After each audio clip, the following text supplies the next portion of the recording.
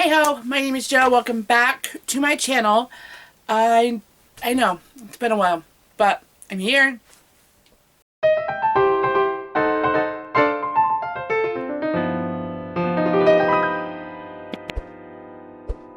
Hello there, if you are new here, my name is Joanna. I refer to myself here as Joe, and I am Fight and Read Like a Girl, where here I do things bookish and polycystic ovarian syndrome related.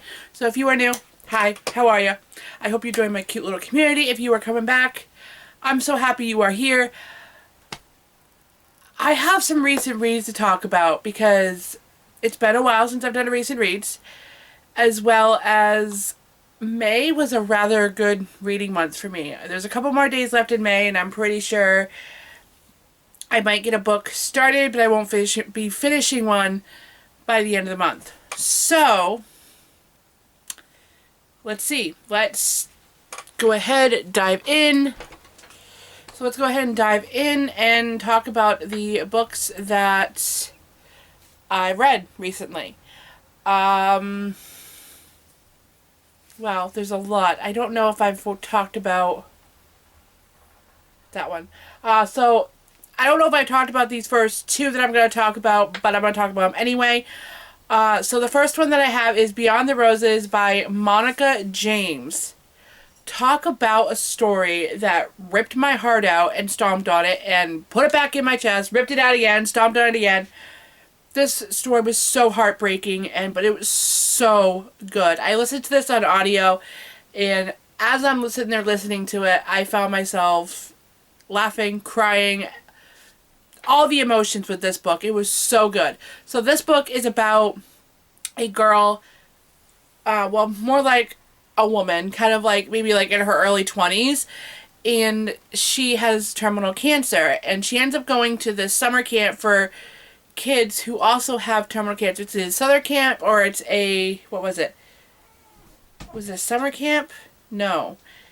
It was kind of like a mental hospital type facility, but for kids who are dying from cancer. And she becomes a counselor, and they are just living out their life. And she went here to become a counselor, also to live out her life and share her story with the kids and whatnot. So it was really, really good. I really enjoyed the story. I believe, yeah, I gave it 5 out of 5 stars. So the next one that I will talk about is a book that I actually DNF'd for multiple reasons. So that is Friendship by Emily Gould. I loved this story. I related a lot to the main characters, like both main characters. I related to different sides of them. But I can't do the abortion trope. Nope, this is going to be a long conversation. I support the, woman's body, woman's choice. But when it's talked about in books, I can't. Like, I just can't do it. I end up just throwing it. I'm done. I'm done with it.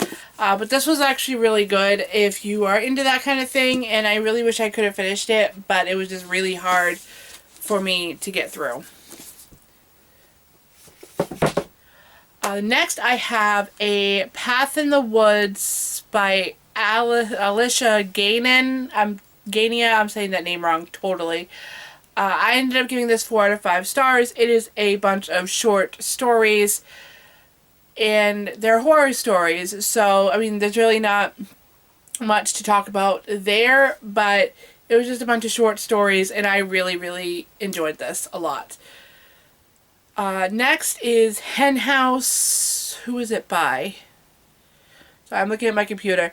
Next is Hen House by Ashley Greathouse. This was crazy. I don't even know where to begin with this book. I ended up giving it 4 out of 5 stars. And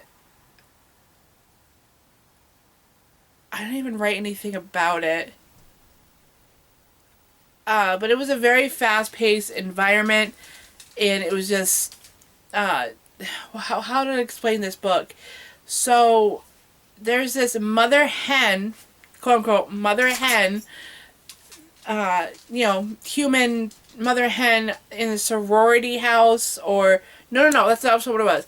So she does stuff online, and she calls herself the mother hen. And while she buys this house that just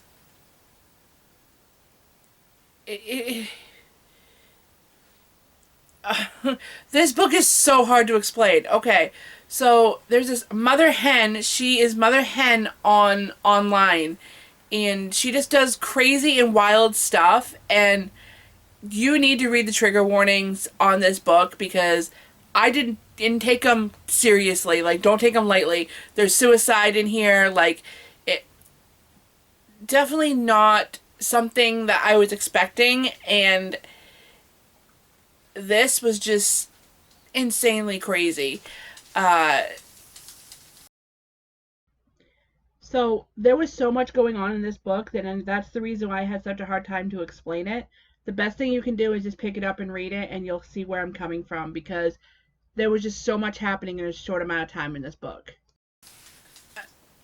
I don't even know how to explain this book. Like, in less than 150 pages, there's so much that happens in here, and it's really hard to explain. You should just check it out for yourself. It is on Kindle Unlimited. So the next book that I want to talk about is a book that I devoured. I read this book so quickly, I could not put it down. I felt myself thinking about it, and I don't know why it took me so long to buy this book and read it, because everybody raves about it, and it's a good book. That is The Silent Patient by Alex, that author. I'm not going to say the name because I'm totally going to butcher it. Wow. Okay, so this was so good. I was not expecting the plot twist at the end. I was not expecting the psychological journey that I went on with this book. And it was just insanely crazy. And I feel like this book is everywhere, but you follow a girl and her therapist that she stops talking after her husband gets killed. And there's this therapist that comes into the psych ward that she's in and tries to treat her.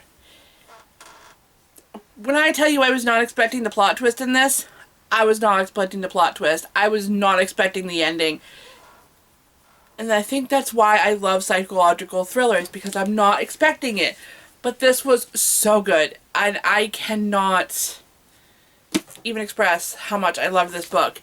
Did I give it 4 stars or 5 stars? I don't remember. I ended up giving this 5 out of 5 stars. I think this actually might become one of my favorites of the year. Like, that's how good it was. Alright, the next one I have is a cute middle grade that, I mean, I've been trying to read a lot of middle grade lately just because I love middle grade, but also it's, I'm trying to find books, like middle grade books that my client can read, because she has an average reading level and whatnot. So I have Piper Green and the Fairy Tree by Ellen Potter. This was really cute. I did end up giving it 4 out of 5 stars. No, I gave it 3 out of 5 stars, excuse me. This was really cute. There's some really cute illustrations in here, and I mean, not what I was expecting. So you follow Piper, and her brother goes off to what they call the mainland to go to high school, and she ends up wearing these, like, earmuffs. You guys can see that. She ends up wearing these earmuffs because it's the last thing that her brother gave to her, and she ends up finding this tree that has fairies in it. And it's really, really cute. And I mean, I gave it 3 stars just because I felt like it was missing something. It needed more. It still took like to like the end of the book in order for her to find the tree and find the magic and things like that. So I definitely think there should have been more to the book, and I think if there was a lot more to this, it would make a really, really cute book. But it was okay. It was cute. I really liked it. Next book that I have to talk about is a book that took me forever to read. I DNF'd at one point, and then I went back and started rereading again, and I DNF'd it again. And then I came back to it and I couldn't stop reading it. That is The Invisible Life of Addie LaRue by V.E. Schwab. Why did it take me so long to read this book? I don't know. But I'm so happy that I read this, and I clearly enjoyed this book. But you follow Addie, who has lived over 300 years, and one day she meets Henry and they fall in love with each other, and I found myself crying at the end of the book. And for a book to do that for me, this is probably one of the nominees for my favorite book of the year. And I don't know. I really, really loved this book, and more people need to read this book, because this is, yeah, I mean, I can definitely say this is probably one of my favorite books that I've read this year. And I'm probably going to reread this. I'm looking forward to rereading it. So good. Just so good. I end up giving it 5 out of 5 stars. And last but not least, the last book I have to talk about is Wish by Barbara O'Connor. This was so cute. I ended up reading this in one day. Like, one whole entire... Actually, I read this in about 2 to 3 hours.